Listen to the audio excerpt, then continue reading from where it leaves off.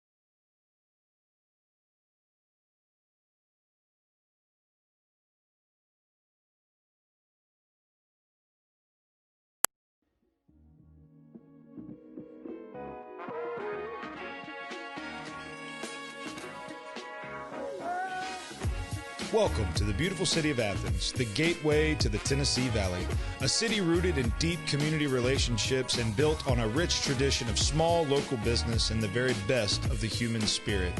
As Athens embraces the future, the signs of progress are in full bloom. Join us as we discover the bright spots in this charming southern city that we call home. This is Hometown Heartbeat, Athens.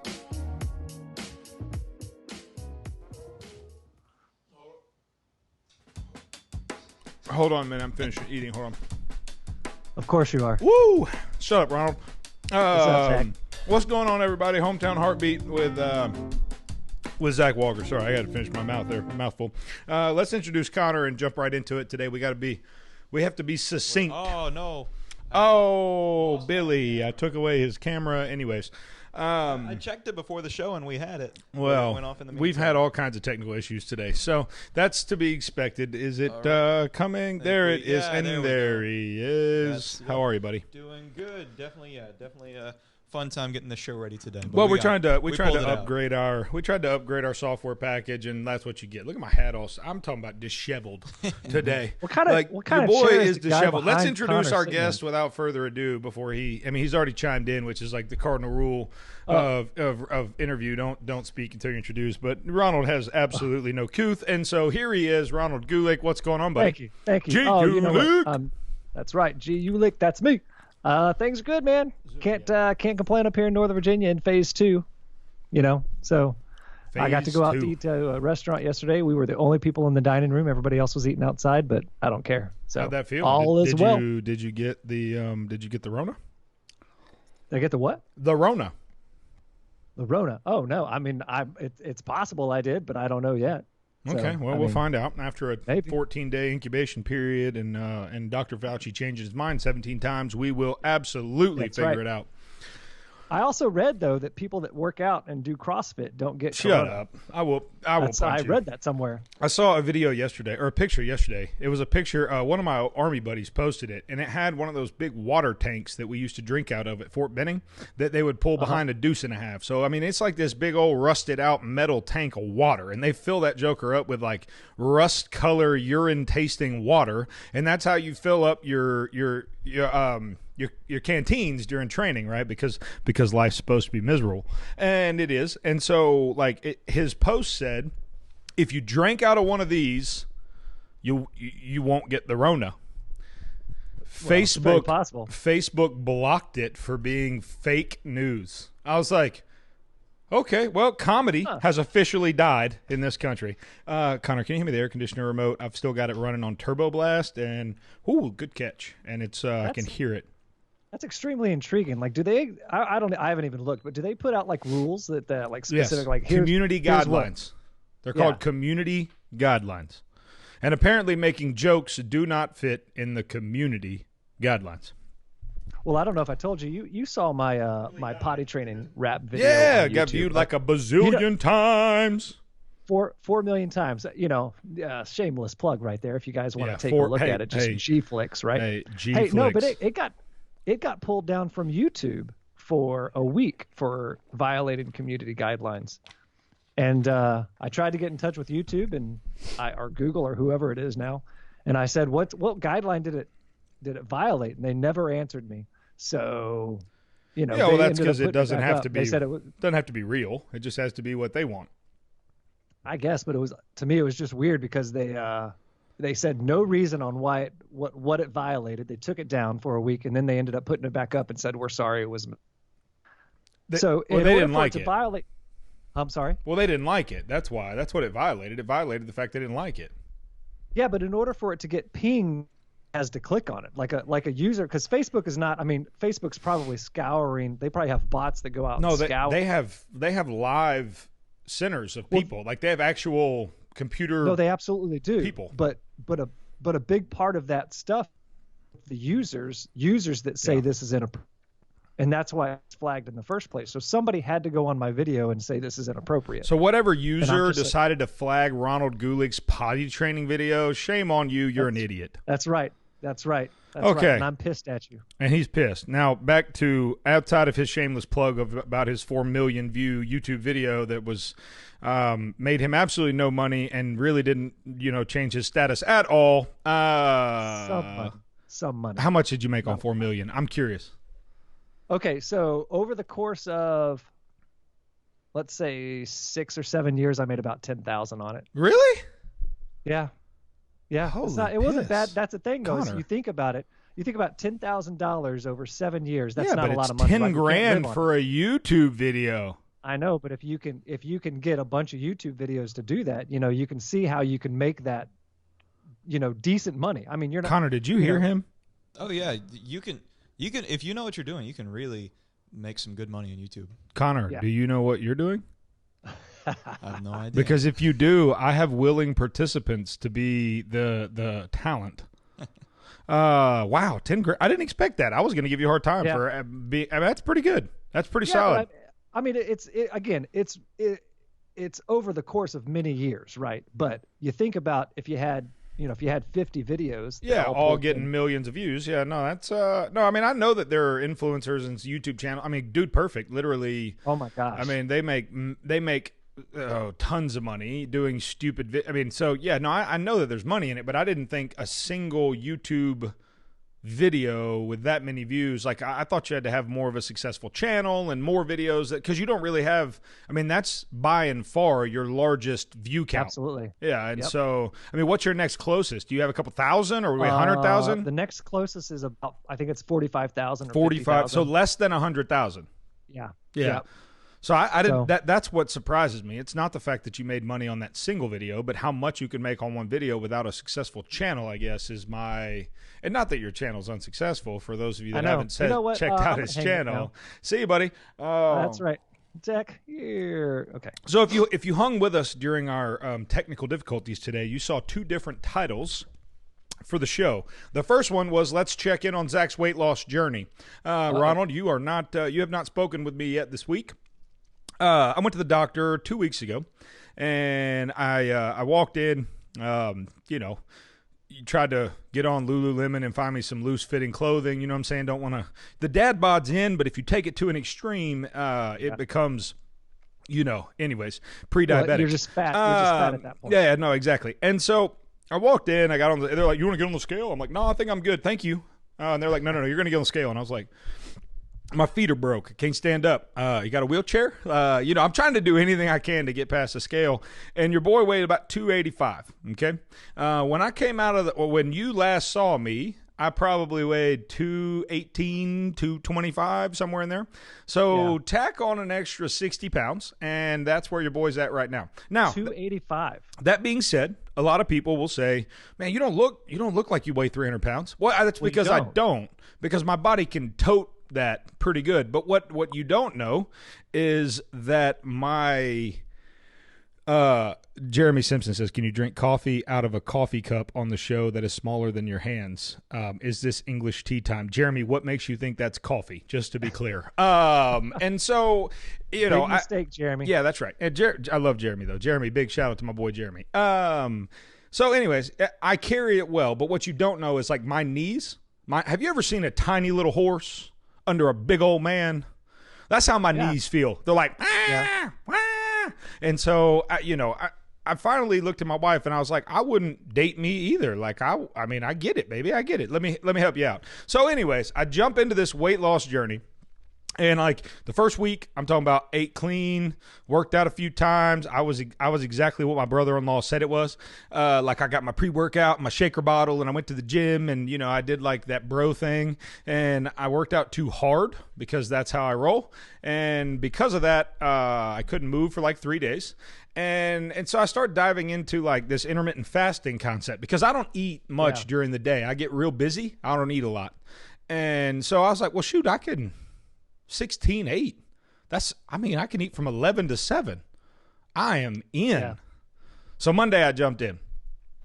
How many pounds have you lost? Well, that doesn't matter. Okay. Because I'm retaining a lot of water weight right now. Like I'm drinking so much water that it's. I mean, I've lost 5 pounds. I mean, already. But again, the first week I lost nothing, and I busted my tail. I ate right. I ate clean. And what's frustrating about this is at 33 years old, like when I first started, like 5 years ago, I got up to. Well, my wife and I got married, so that would have been. I hope she's not watching. I don't know how many years ago. A few years back, back in the day, I got up to like 260 or so. And then like before our wedding, literally in like a month, I dropped back down to 230 because I was easy to lose weight. I was young. I was, now I'm starting to, we got a beach trip in 2 weeks and I thought I could just wait till the last minute, you know what I'm saying, and rip a few off. And it is not like it used to be. No, I mean, everybody kept telling me like when I turned 30 that it was going to be harder for me to maintain my size. And then they said when I turned 40, it was going to be harder to maintain my size, and I'm still skinny. So, Ronald, we're not talking about you. Okay, I'm just saying I don't have any clue. We're talking about old fatty over here. All this stuff is going over my head. I'm just like, yeah. Well, then, hey, I've got an idea. Fat lives matter. Okay, fat lives matter. You need to be empathetic. All size bodies matter, Zach. See, and that is insensitive to the fat people of the world. I agree. We just want to all size bodies can't matter until fat lives matter. I'm just saying. So no, look, it's I'm kind of falling into it. Today was my third day, and like yesterday at 10:45, like remind you, they call it feeding. My feed hours, right, are 11 a.m. which sounds like a dang cattle, right? Like get over and feed you some damn grain, son. Like no, I mean they call it feeding hours. I guess if you're in the in the group or whatever, you're in the crowd. I'm a Googler, and so I talk about when I eat, and I eat from 11 a.m. to 7. And so yesterday, like one of my buddies was in the office. And I was like, it was like 9:30. And I was like, dude, I'm about to start chewing on my thumb. And he was like, I thought you said you didn't eat much during the day. You got so busy. Yeah. And I'm like, yeah, well, that's because I eat till midnight. Like I eat till 1 a.m. I just sit there and snack all night. And then, of course, you're not hungry until lunchtime the next day. But when you stop eating at 7 and you're working out, like I stopped going to the gym. I started doing the high-intensity interval training just to get my heart rate up, get some muscle, just burning some fat, really. And I'm talking about, hey, yesterday I could have ate aluminum foil. You're that hungry. Oh, my gosh. Today was a lot better. At 11 o'clock on the dot, I ate a little sushi, and that's all I've had until that Cliff Bar that y'all watched me absolutely dominate right as we came on the air. And that's because y'all didn't see it, but that was one bite. It was. It was actually 1.5, but we'll call it one for just the sake of argument. Okay, so let's dive into the second title, which, Ronald, I don't know if you saw it, but it happened as we're dealing with our technical issues. I hollered at Connor from in my office. My office connects to the studio here. And I hollered, hey, man, get on that Rayshard Brooks, that press conference. They've been announced charges. So I'm thinking, all right, this dude, Rayshard, you're familiar with the case, right? I'd have to look it up to figure out which one it is. Okay, let me break it down for you. Basically, Rayshard Brooks was a felon who was spending, I believe, 7 years in prison was paroled for coronavirus concerns. Went to Wendy's, got ham-bone drunk. I'm talking about. Okay, he was the Wendy's guy. Hey, Got it. my man was comatose. Yeah, he wasn't even in a parking place, right? He was in the drive-through. He was in his car. Mm-hmm. So he blocks the drive-through. The Wendy's people say, 911, we've got a black male in the drive-through. He's passed out in the driver's seat. They say, we're on the way. They get there. My man is obviously doesn't want to go back to jail, which, bro, I get you. I ain't going back. I get it. I'm not going back either. But he steals a taser, okay? Resists arrest the whole way, attempts to fire the taser at the police officer, and then gets shot and killed. Yeah. Hold on a minute. Yeah. Sometimes I just have to check and make sure it's working, because I will come out here and I'll tell people the truth, and then it's almost like they forget. It's almost like they forget that right here is the safest place to get education on the internet. But did you hear what I said, Ronald? Did you hear every word? I heard. Well, I definitely heard the story. Like it's one of those stories, and certainly when I watched it too, it was one of those, And again, I guess I'm very cautious because I really do want to be sensitive, but at the same time, it was one of those stories where when I heard the full story, I asked myself, like, is this like, why are we using this story? I mean, I don't know. It's just like it doesn't make a whole lot of sense when you nail it down. But could he have potentially not been shot? I guess I don't know, but it's hard to be in a situation when you, as you're a police officer too. And the fact that both sides, I guess, escalated. Like he seemed fine until he started running, and I don't know why he ran. Like you're already done for, bro. I have an idea.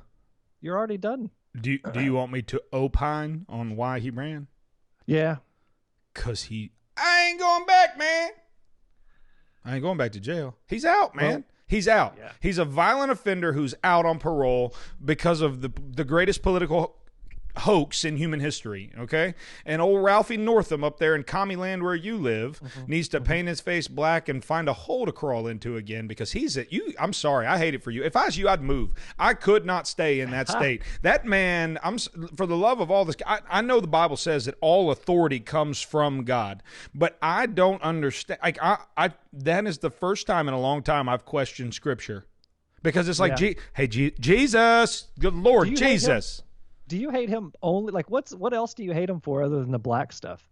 Oh, I don't even hate him for that. I think that was at the time. It was, I mean, culturally, dude, if you want to start hanging people over what they did 20 and 30 years ago, you're an idiot, because it's the same thing about these monuments and all that. No, I just give him I give him a hard time about that because he's a lefty and it's lefty on lefty crime, right? You can't, as a lefty, you've got to indict the people that painted blackface up in 1923. You got to you got to cancel them. Cancel culture. Well, let's cancel Ralph Northam. I hate his policies. I hate the way he's handled coronavirus. I hate the way he handles gun laws. I hate the way he handles the Constitution, or lack of desire to even read the thing. I hate the way that he governs his state. I think that the way he handled the protest and the guns and the rallies and all the things, it was absolutely absurd. Yeah. And it doesn't remind me of America. It reminds me more of Seattle, which, by the way, we can't call America. We got to call it the Chaz. Wait, when did that come out? I missed that. Shut up. We've talked about serious. that. I missed that. Ronald, for the love of all that's good. What? You don't know about the Chaz? No, Zach, you have to remember, like you live under a rock. No. You see movies like Groundhog Day, or like not Groundhog Day, 50 First Dates. Like when I go to sleep, man, like anything that happened that day is like, I don't know. It's out of my mind. So the Chaz, the Capitol Hill Autonomous Zone, is a place. Oh, okay. There it is. Yeah, I don't know the acronym. Well, like I said, I mean, look, if you've ever seen Chaz Bono, I don't know why they would ever choose that as their acronym. Like you could have chosen a better acronym, but there it is. Capitol Hill Autonomous Zone. Current event information may change rapidly. Yada yada yada. Free Capitol Hill. Anyways, I've seen some pretty interesting things come out out of there. I saw evangelical went in there and tried to share the gospel with some folks and dang near got killed. And, outside of that, it's pretty peaceful. That doesn't make it on CNN, though. No, Lord, no. Why would it? Clintons don't want it to. Anyways, that's a joke. That's a joke. For all you lefties out there that actually listen to this just because you like to email me and say stupid things, that's for you. Look, so I go back to my title. My title was this. Does America have its very first case of policing while white? Because in every situation with African Americans or minority Americans, they always talk about driving while Hispanic or driving while black or driving while fill in the blank. In this situation, now granted, golly, I don't know if I want to say this. Let me, hold on. Give me 3 seconds. 1, 2, 3. Okay, I'll say it. So the gentleman that was on the press conference, now, Connor, pull this up. Actually, pull this up before I find the district attorney that charged them. And I want to see his picture real fast.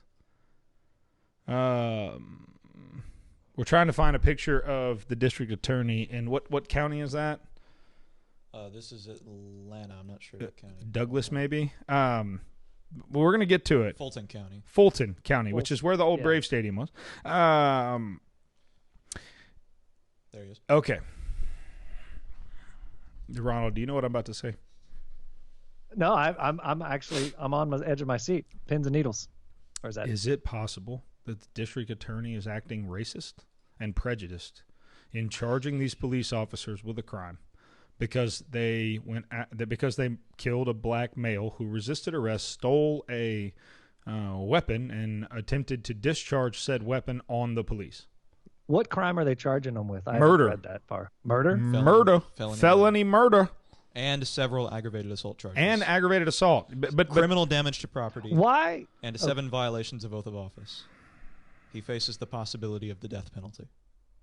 In a perfect world, Zach, I will say that in this situation, in a perfect world, it would have been nice had the guy not have to use lethal force. Yes, right? Agreed. Still. So And when King Jesus returns, that's the world we can look forward to. Yes, but until then. But yeah, and that's the thing is, I mean, if you're gonna, you strip away cops of any type of authority, then what do you have? And maybe that's part of the point too, because I mean, they say about the community policing and all of that stuff. But no, I agree with you in this particular situation. What is a cop to do? Lay down and just be tased and say, okay, robber or okay, felony, you won, you win. So you decided to go in a step too far, and I can't do anything about it. So okay, go ahead, run away. I'm good. This makes me visibly angry. If you were sitting here in the studio with me, you would I don't know, Ronald, have you ever been through any kind of military police training, even as a civilian? Or okay, so do you see my delicate features, Zach? You think I can handle that? No, I know you can't, but I just had to ask. I wanted to give you the opportunity to be a man. When you declined, I said, "Good, we got it." Aaron, bring his man card back in the room. Aaron, I'm kidding. I'm totally kidding. But where's her purse? Because we might find it in there. It's possible. Whoo, that was a good one. 3 kids. 3 kids. No, dude, That's proof of a man card, right? Aaron's a boss, dude. She doesn't need you. She does. I mean, she's got this. You lucky to have her, right? Yeah, well, yeah, that is true, 100%. Yeah, that's all. She is a big time ball buster.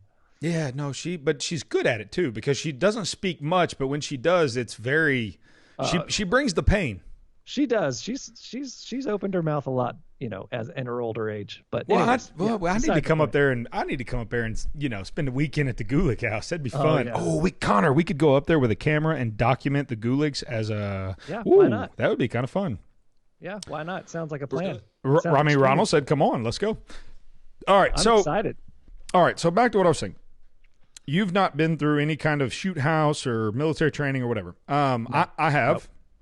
And I'm by no means professing myself to be an expert in kill, no kill or use of force tactics. That's not what we would need. Noel Bishop on here, who's a good buddy of mine who co-hosts from time to time. We would need him on here to comment on that. But the reason that I'm saying we have a policing while white charge is because a black DA just charged a white officer with felony murder when the perpetrator was a felon who was on parole, who stole a cop's weapon, mind you. Yeah. If you he was first drunk in a car, passed out. .108, in case you were curious about the blood alcohol content. That's incapacitated for those of you that don't drink or don't know. Unfortunately, I've been through a couple of breathalyzers in my life. Both of them ended in an overnight stay in the jail because I was an idiot and I didn't know Jesus. And so my life looks significantly different today than it did then. But what doesn't look different is it was during that time in my life that I went through some of these shoot houses. And so when I was in the Army, you go through some of this training where you're in this big simulated environment. There's a big screen in front of you and you're toting your M4 and you're cruising around, and all of a sudden, Mr. Terrorist pops up and he's got his knife on the neck and it's another terrorist. And if you shoot that guy, you're in trouble. But if you shoot the other guy who had his knife on a different looking kind of maybe just slightly different, but you had to acknowledge in a moment, you had to acknowledge who was the threat, who wasn't the threat, and you had to neutralize one. So literally in the matter of seconds of, your brain, the way your brain works, there are synaptics or synapses in your brain. And your brain, when your brain fires, neurons send signals down these synapses, and they're called synaptic connections. And so in order for you to hit a baseball at 90 miles an hour, you need 4 synaptic connections, I believe is the math. And I'm trying to, don't look me up on this because I think I might be off by 1 or 2, but there's a huge documentary on it that I'm a baseball guy. I love it. Right. So that's, if you watch baseball and those guys are throwing 90, I mean, the ball's there, like it's there. Right. And so you have like 4 brain connections to decide whether or not to hit that ball. Right. In the same way, these cops are charged with keeping their lives, and look, getting home to their family is basically the charge. Yes, and protecting the lives of others. And in a moment, Rayshard Brooks has stolen a potentially incapacitative, or a lot of departments across the country will define a taser as a lethal use of force. If the same officer would have tased Rayshard and it would have killed him, would he still have been charged with murder? Well, of course he would, because it's not about justice. It's not about due process, and it's not about protecting our police. It's about allowing the mob to rule. And what's happening is America is being ripped apart brick by brick, city by city, region by region, country by whatever. And honestly, and I've said this before, and it makes me want to tear up when I say it, I am ashamed to call myself an American for the first time in my life. The same country I signed up to defend with my life, I'm now ashamed to claim with the same breath. Yeah. I mean, I want to, like you, and I want to be very clear because I will get an email about this. I want to be very clear. I want to see policing change to the point where people don't have to lose their lives every time there's an encounter, okay? Now, mind you, that's not the reality. Hey, if you're listening, that's not the reality. But it's what they will make you believe in the media. I said this yesterday, Ronald. I said if we could do away with the media for 90 days, 90% of the problems in this country would be over. Well, they certainly wouldn't. There would be no fuel to put on the flame, because the first thing when I typed in Rayshard Brooks just to figure out which one we were talking about, CNN's story says Rayshard Brooks was killed a day before he planned to celebrate his daughter's birthday. And I look at that topic, or that what do they call headline? I look at that headline, I'm like, that's just unfair. There has nothing, his daughter's birthday, as sad as that is, has nothing to do with this story. Like, why are you trying to pull on the heartstrings of whoever's heartstrings you're trying to pull on, because it has nothing to do with this story? How about talking about, if you're going to talk about that, how about talk about the fact that he was in jail and on parole, and how that's messed up his daughter's life for being a felony? Or how about talk about the fact that he was drunk 2 days before his daughter's birthday, or whatever the math ends up being on that. And so you just, like you, I agree. It's just, it's unfortunate. I mean, if I met Rayshard Brooks, and obviously I can't now, but if I met him, I would love him. If I met his daughter, I would love him. I would definitely do anything I could for them, right? But at what point do we say, okay, you were killed by a cop, none of it is your fault, or say, hey, maybe some of this is your fault, man. I mean, it sucks. It sucks to lose your life. It sucks to leave people behind, but where is the accountability in everybody? And that's what I was always taught. My dad always told me, he's like, anytime I'd say something's not fair, he's like, yeah, life's not fair. Get used to it. Oh, I'll never forget. I went home from college one day, high school one day, and I said, Dad, it's not fair. It's not fair that so-and-so's starting over me. He's playing third base, and I want to be playing third base. And my dad said, son, you ought to try to get better. Maybe you'll be able to beat him out.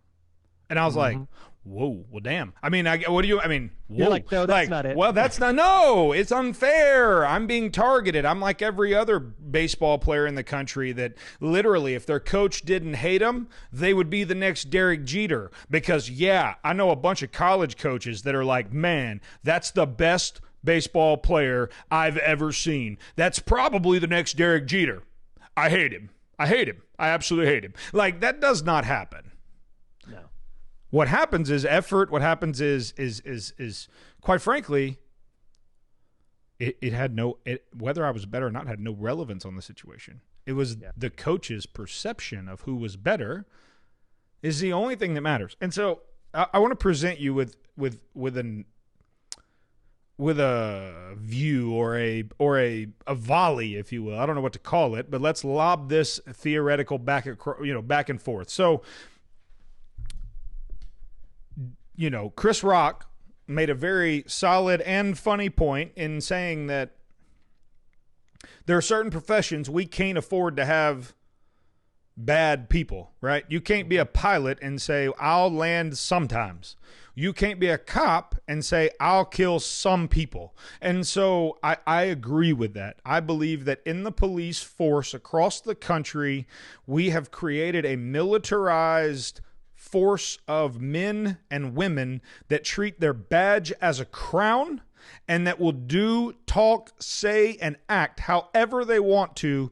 And oftentimes, whether they shoot black men more than they do white men, which they don't statistically, but they will most certainly talk to black men differently than they talk to white men. I've never been disrespected by a cop except for when I deserve to be disrespected. I've known many black men who have been treated like thugs and drug dealers just for simply being black. Now, were they shot and killed in the street? Absolutely not.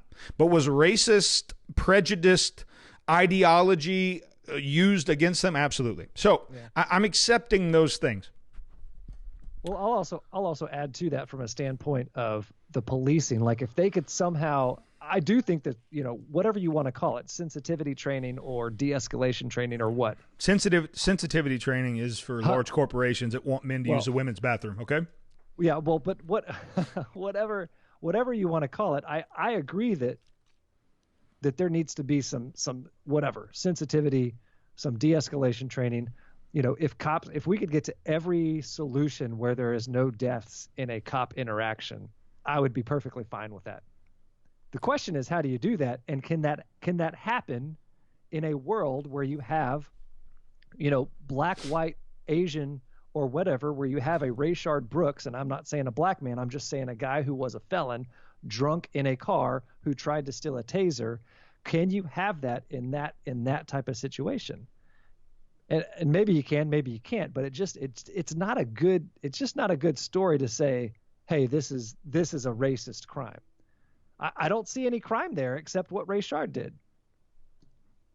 And if you really want to get to I would have a conversation with a black person that thought that there was a crime there. I would love to understand why they think there's a crime there.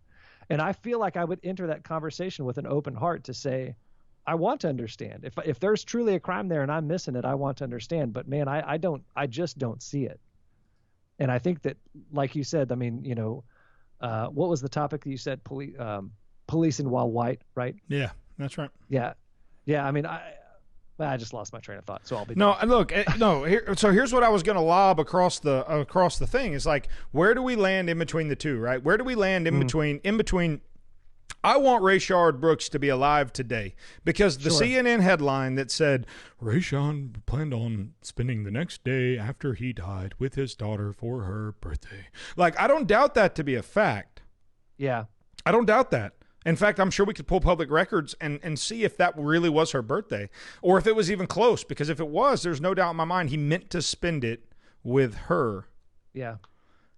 Where I have an issue is we have officially, okay, oh gosh, this is going to be really unpopular. If you're listening and or watching right now and you don't want to hear truth, I would turn this off. I would stop listening, which is a terrible thing to tell your listeners when you're trying to raise advertising, but stop listening if you don't want to hear the truth. Hey, DA. Hey, Atlanta DA. Hey, you're a racist or you're a mobster. One of the two. There is no other option for you. There is no other option for you. You're either a subject of the mob or you're a racist. One of the two, because policing standards across the country would, without question, clear this man of a good shoot. There could be a third option, and honestly, I think the third option might be the better one, and you might disagree with me, but the third option is, I mean, there is not groupthink. I can't think of the term, but mob. I don't know if mob mentality is it, but there's mob mentality. This guy. What did I just say? That's what I said. He's a mobster. That's what I was saying. He was a member of the mob. Right. A member of the mob. I'll not like hey, say hello to my little friend. Not that kind of mobster.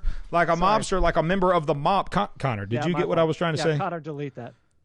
Connor, did you get? First time I was a little confused, but I was willing to let you go. So Connor thought I was saying, "Hey, let me say hello to my little friend." Like, okay, let me clarify. Let me back up. Let me rephrase what I said.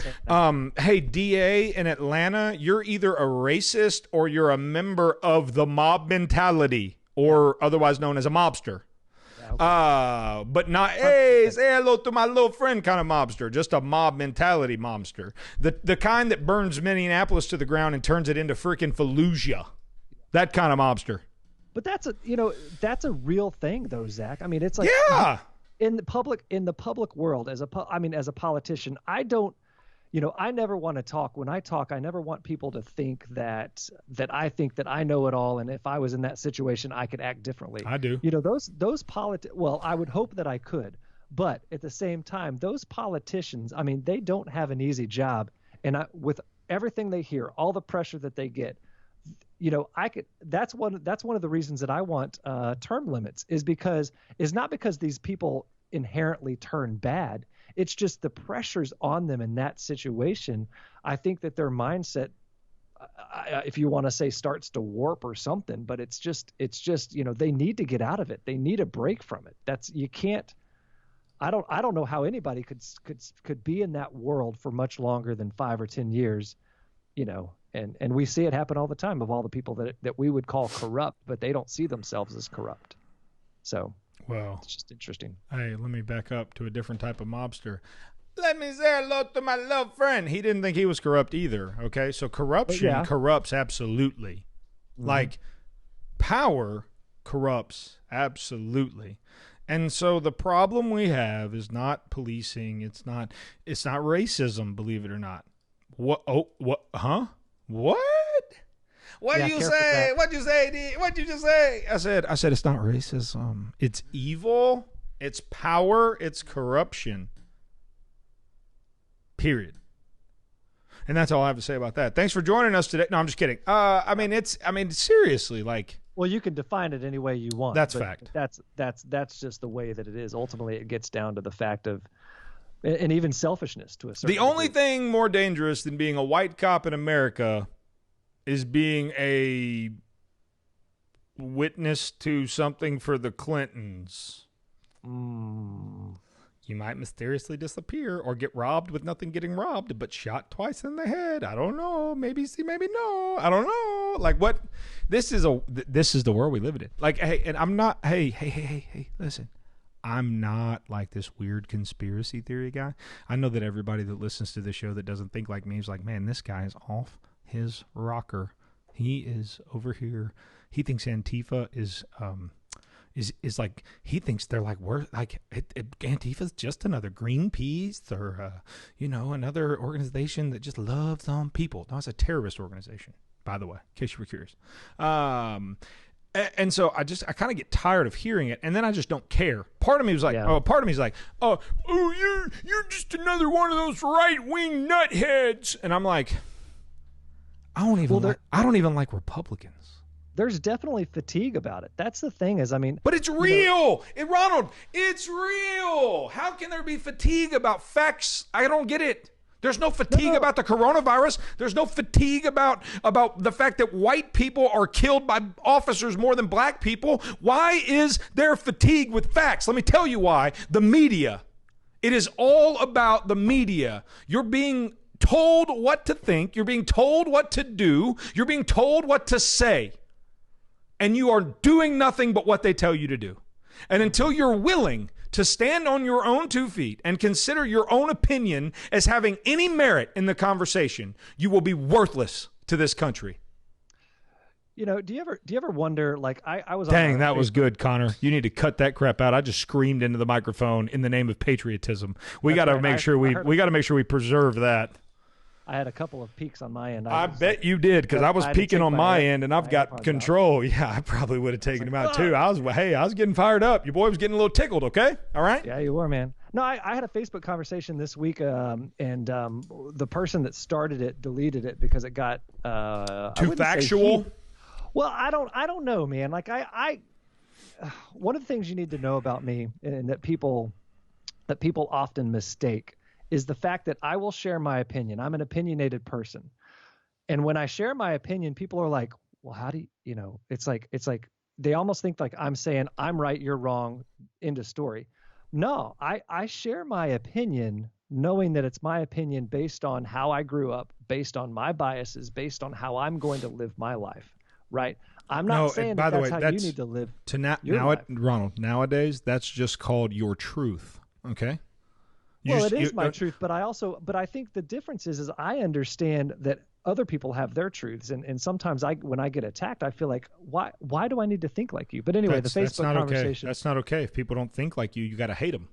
I guess so. You have to hate them. That's what the world will tell you. Jesus would disagree. Jesus would say that, and Kike Brooks, man, I'd love to talk to you, Kike. Kike is a friend of mine from college that knew me back when I had no idea who Jesus even was, okay? I couldn't even say his name without feeling guilt in my life. And Kike is a man that I have admired and watched from a long way away for years and years and years. And Kike, I'm glad you're tuning in.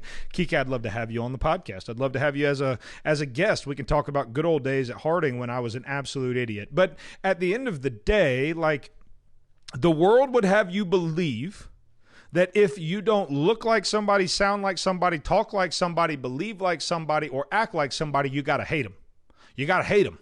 You can't be friends with them. You can't reason with them. You can't look at politics in our country. Look at the two-part. All right, for those of you that have heard me say I'm not a Republican, but then you hear the way I talk about politics. This is how I describe myself. I'm a constitutionally conservative Christian. Jesus sets the precedent for my policy. The Constitution carries a weight, very, very significant weight, right after the doctrine that we as Christians subscribe to as authoritative, holy, absolute, all those things. The two-party system is what's broken. That's what's broken. It's the fact that Pelosi wants to put her Kunta Kinte jacket thing scarf on and take a knee and steal all the vibranium from Black Panther. Like it's not real. Black people, they're patronizing you. And if you didn't watch yesterday's podcast, you have got to go watch it, because Cookie Madden sat down with me. Cookie's a young black man from one of the communities right here where I live, where a black business owner had teeth knocked out in March by a white officer, okay? So we address some very real things right here in our community. And a black man and a white man sat down in the name of Jesus and had a conversation about racism that cut right to the core of the conversation we've got to have as Americans. We've got to have it. And Ronald, I interrupted you with a joke a little bit. It was sarcasm, but it was like my passive aggressive, like the passive aggressivity or passive aggressive. I don't even know how to say that. The passive aggressive nature with which I address issues that are real is an indicator. One of the fact that I'm uncomfortable with it. Okay, so I'm wildly uncomfortable saying the things I say on here. But I truly go home in the afternoons and say, okay, Jesus, like, hey, Lord, what did I say today that either needed to be heard or I need to shut my mouth about? And I trust in God to help me, God, because we cannot be silent. We cannot, as Christians, as Americans, we cannot be silent. Well, which comes first? What do you mean? Well, some people would say, I mean, those things, being a Christian and American they're not synonymous, right? They're not. No. My citizenship is in heaven. Yeah. My citizenship, I am an American. And Jacob Oldham, who is one of my best friends in the world, who makes plans to join us on here. He's executive director of fullcountministries.org. Jacob called me the other day. He said, Zach, I have a bone to pick with you. You got to give them all of Jesus. If you're going to give them any of Jesus, you got to give them all of Jesus. He said, you can't put being an American up here and being a Christ follower down here. Your allegiance, your who you are is a citizen of the kingdom first. Yeah. And so just so those of you that are watching, like, understand that there are people in my life that will call me the day, hey, when I get off here today, if I have said something that contradicts Jesus, I will get a phone call. I want you to understand that. Like, I have men in my life that I love and I respect and I trust that I've asked specifically to hold me accountable because this platform scares the daylights out of me. I've seen what it's done to men across the country, across history, that have come and had any sort of platform at all for people to listen. And very quickly, Jesus becomes minimized and their platform becomes maximized. And so I truly want you to hear that today. If you're listening to the podcast, I mean that. And listen to me. Hey, if you're listening right now and you've got an issue with anything I've said today, Zach, Z-A-C-H. Connor, put it on the screen. Zach at cottonrow.com. I want you to email me. Short of giving you my cell phone number, you can call me, okay? Anytime. And I would love to walk through this with you. Because as Americans, we have to be willing to do that. As citizens of the kingdom, that's all we're responsible for doing, is walking through that. And so we have to cut this off, Ronald, because Connor has he has plans this afternoon. He's got a hot date. Connor, do you have a hot date? No. Dude, Connor, what do you have? He's got a hot date. It's a thing some friends are doing. It's a thing some friends are doing. You know what? And Kike commented. Obviously, you and I aren't friends, Zach. We're not friends to Connor. No, Kike commented, though. Sorry. Dylan Roof killed 9 people in a church in Charleston, South Carolina. The police found him, arrested him, and took him to Burger King on the way to jail.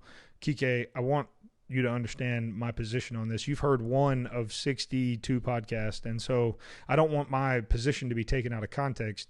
I'm not for a moment pretending like there isn't a racism problem in this country, that we don't have to change the way we police, change the way we enforce, change the way we do all of those things. But what I am saying is, and he's right. He says, but I just wish Rayshard Brooks and others would get the same treatment. My question would be this: what state did Dylan Roof get found in? Here's what I've seen.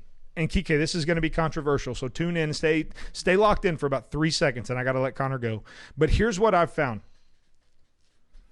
White people have a tendency to, what's the word? Starts with a C. Why did I lose it? They are, do what the police say. What's the word I'm trying to use? Comply? Yay, there it is. Comply. White people comply more so than white people, probably because white people haven't been targeted by police. And look, here's what I know. Here's what I know. If I comply, I'm not going to get shot. Now, there have been many black men who have complied and got shot. You know why? Because America's racist, okay? So I'm addressing that. What I'm saying, Kike, is this. Like, Rayshard and Dylan cannot be put in the same conversation. You have to evaluate tons of things. When you go into those shoot rooms, when you go into those force escalation rooms, you cannot see Dylan Roof and Rashad Evans in the same situation. They're two totally different situations. And neither can George Floyd or Rayshard Brooks be put in the same situation. Bingo. They're all and honestly, here's what's going to be crazy. Derek Chauvin may not get convicted. I've read some incredible legal articles that draw attention to some of the more minutia points of the law there. If for some reason we pushed for a greater charge than we could get, we cannot prove it, and because of that, he gets off. Minneapolis will not just burn to the ground; it will cease to exist. And rightfully so. At that point, I'm not mad at him. Okay, I'm not. I get it. I understand. I understand, Kike. I understand exactly what you're saying. Being guilty isn't a reason to be killed by the police, but stealing police weapons and attempting to use them on police will always be a reason to be killed by police. And I would say that's whether you're black, white, yellow, green, blue, doesn't matter. If you steal a weapon from a cop and attempt to therefore use it on said cop, you will be shot. I don't care what color you are. Now, if you're white, will you not get shot and the black guy will get shot? I don't know. That depends on if there's a racist cop. There may be a racist cop, and if he shoots you, he deserves to be hung from a tree until he's dead. I mean, honestly, that's not the gospel. That's not the gospel. And so for that, like, I have to seek God's word in that. But what I am going to say, Kike, is racism doesn't exist in God's world because there's one race, right? There's the human race, there's ethnicity. But racism is just evil. It's sin. That's what it is. Like, if you want to use God's word for it, racism doesn't exist. It's called sin. Yeah. And so sin is never a reason to be killed. It's a reason to be separated from a holy God, but it's not a reason to be killed and have your holy... Because we'd all be killed. Woo, we'd all be laying on I'd be in the McDonald's drive-thru. You deader than a hammer. Just deader than a hammer. Wouldn't have even had to stolen a police taser. I'd just be dead. All right, we got to get out of here. Connor is, I'm talking about people are hopping on and joining, and we're right in the middle of it. But it's also... If you want Davis to wrap it up. No, it's all good. I have things I need to do too. Thanks a lot, Connor. You ruin everything. Kike, tomorrow afternoon, 3 o'clock Central Standard Time, I'm going to text you my cell phone number. If you'd like to join me, I would absolutely love to spend the first 15 minutes just addressing who I was and who you knew me to be, but then the next 15 or 20 minutes talking about this problem because it's a conversation God wants us to have. It's a conversation that you're willing to have and I'm willing to have. So 3 o'clock, I will text you my cell phone number as soon as we get done here. Ronald Gulick, my friend, it has been real. It has been fun. It has been real fun. We will see you soon, my friend. Enjoy your vacation. All right. Thank you, sir. All right. Big ups, homie. Take it away, Connor.